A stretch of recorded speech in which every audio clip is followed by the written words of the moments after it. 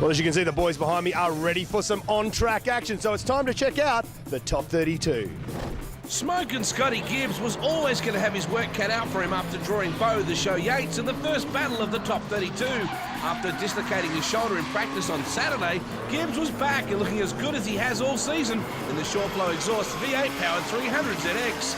Gibbs kept close to Yates in the opening battle, but the 2006 champ sealed the win in the second when Gibbs misjudged his transition into the final corner. Next up was Chris Easton from New South Wales and Danny Denzo Bahumas from South Australia in his Japanese motorsport Nissan Silvia S13.6. A closely fought first battle was followed by a convincing win from Easton in his R31 Skyline, and it was the local through to the next round. One of the surprises at Eastern Creek was seeing Christian de Gosten roll up for his first battle against Nathan Weisel in Robbie Bolger's new 900 horsepower VE Commodore. The custom-built drift car will be a force to be reckoned with in coming rounds, but still has some setup issues yet to be fixed. After some considerable contact between the two, Nathan Weisel progressed through to the top 16 with another strong performance in the Gators R32 Skyline.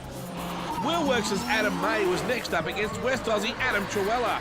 After two close battles, Truella was victorious and goes through to the top 16 in his Nissan Safiro. Big things were expected from Queensland's Matt Mingay in his 454 cubic inch Kappa VZ Commodore, but after some difficulties in practice, he was forced to retire, leaving Tom Monkhouse the easy run into the top 16. After some impressive results in Super Drift, Josh James was over the moon when he was given the opportunity to compete with the big boys, but after smashing a fist-sized hole in the block and blowing a conrod out the other side of his first practice run, there was nothing left to do but wait for the fire crews to be scrambled. The damage to the engine of his Spray Effects S13 brought around a quick end to round 3 for James and handed Fine a free pass to the top 16. West Aussie Clint Brown drew Fernando Whirl in the top 32. Whirl established a strong lead in the first battle, but Brown came back in the second in his Millock Civil R32 Skyline. Unfortunately for Brown, the strong performance by Whirl in the first run was enough to bring around an early end to his weekend. Anthony Billich was one of the 5 new starters in Drift Australia at round 3. Despite a good performance against Jack Monkhouse, Billich was forced to retire his MVS Tilt Trays Nissan Silvia, giving Monkhouse the win. Next up, the battle of the Nissan V8s brought the crowd to its feet at Eastern Creek.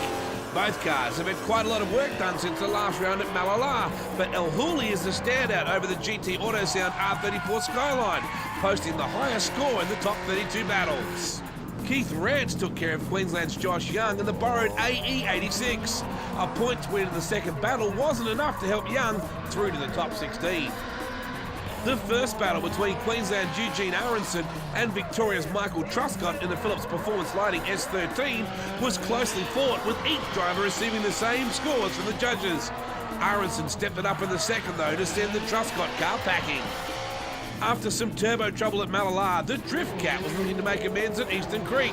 Although her Drift Performance Products 1 beer was looking good, Lyndon Reynolds was too strong in their battle and cut short Kiliro's weekend.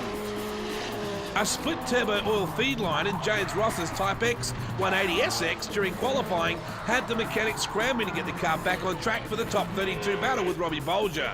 But despite their best efforts, the car wasn't fit to run, handing an easy win to Bolger in his Monaro. Queensland's Dan Keneally made a strong return to Drift Australia when he came up against Krista Jaeger in the Go Fast Pits R33 Skyline. Despite some good driving from their Jaeger, Keneally continued through to the top 16. All eyes were expected to be on Japan's Shinji Minowa in the battle against Christian Pickering, but car troubles for Minowa gave Pickering an uncontested battle. It would have been good to see what Minowa could do on the Eastern Creek track, but it wasn't to be. The final battle saw Matt Sampson once again step into the 530 kilowatt Sexpo Stora, this time against Darren Afro Appleton. Sampson was unable to match the Fro, with Appleton posting strong scores in both battles.